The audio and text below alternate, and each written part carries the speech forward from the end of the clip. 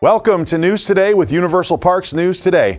I'm Eric Morton, and here's the news for October 1st, 2020.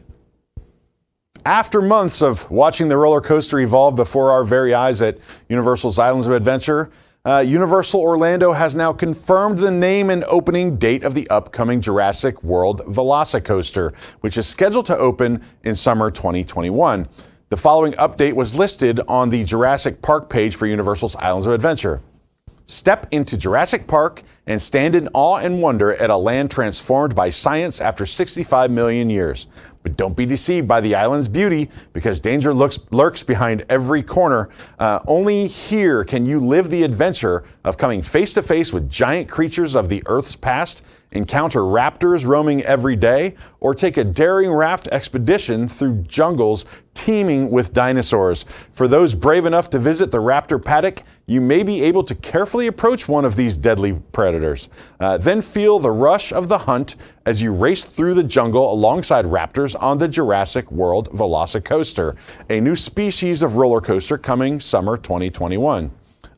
So far, we have seen raptors arrive at the coaster site, as well as InGen-themed ride vehicles already testing along the track. While the VelociCoaster name has been known for a long time now, thanks to a patent filing, it wasn't known whether it was merely a project name or the actual name of the coaster. Now we have confirmation of the name, as well as its proper stylization. You will notice the C in the middle of VelociCoaster is capitalized.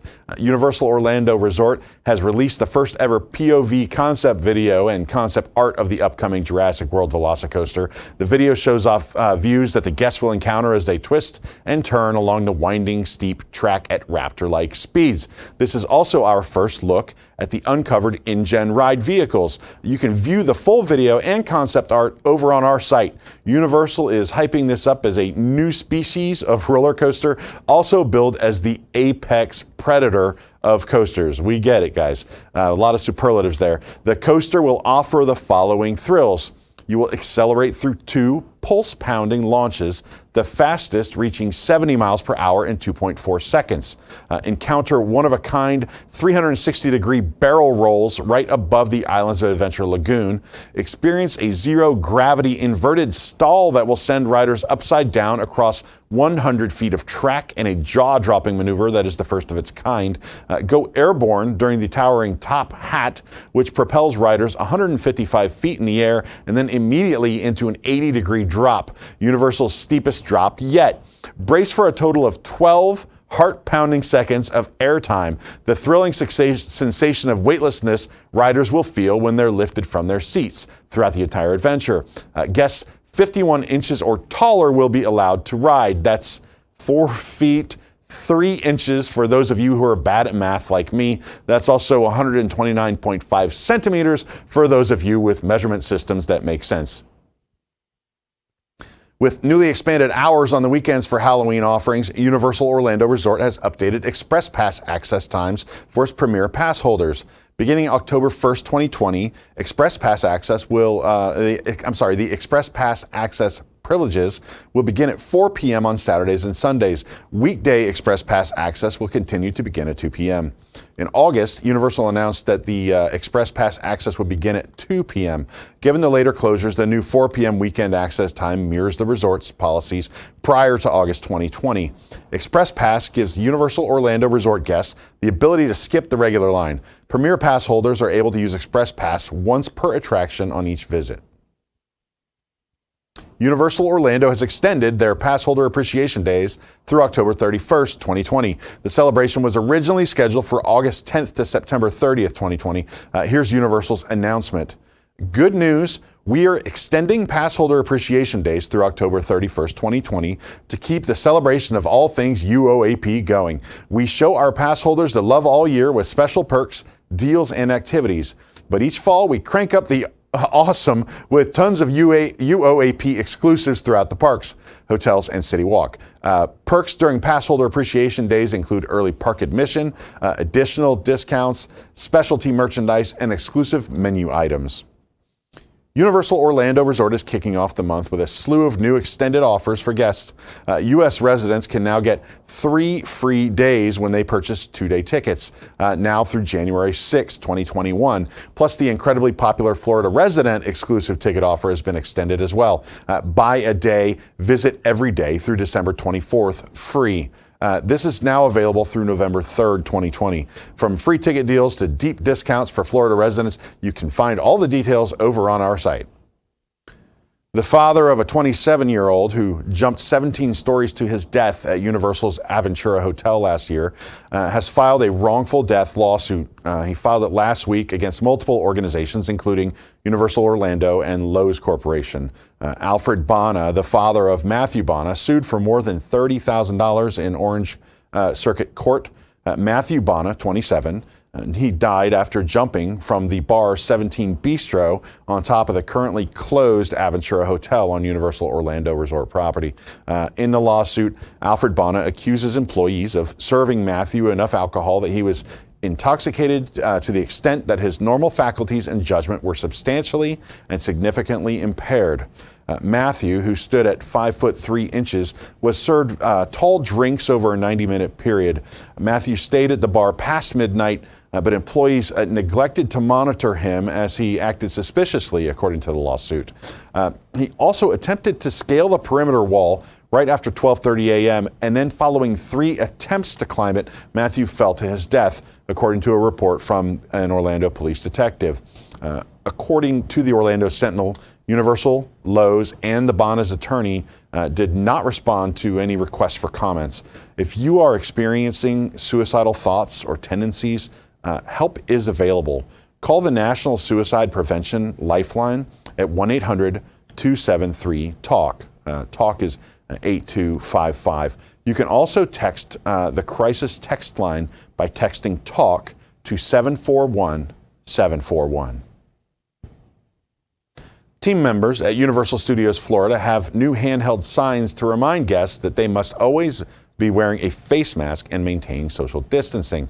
This sign proclaims, "We are all in this together."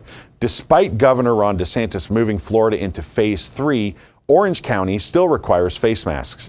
Universal's policy states guests must wear them at all times unless distanced for eating or drinking.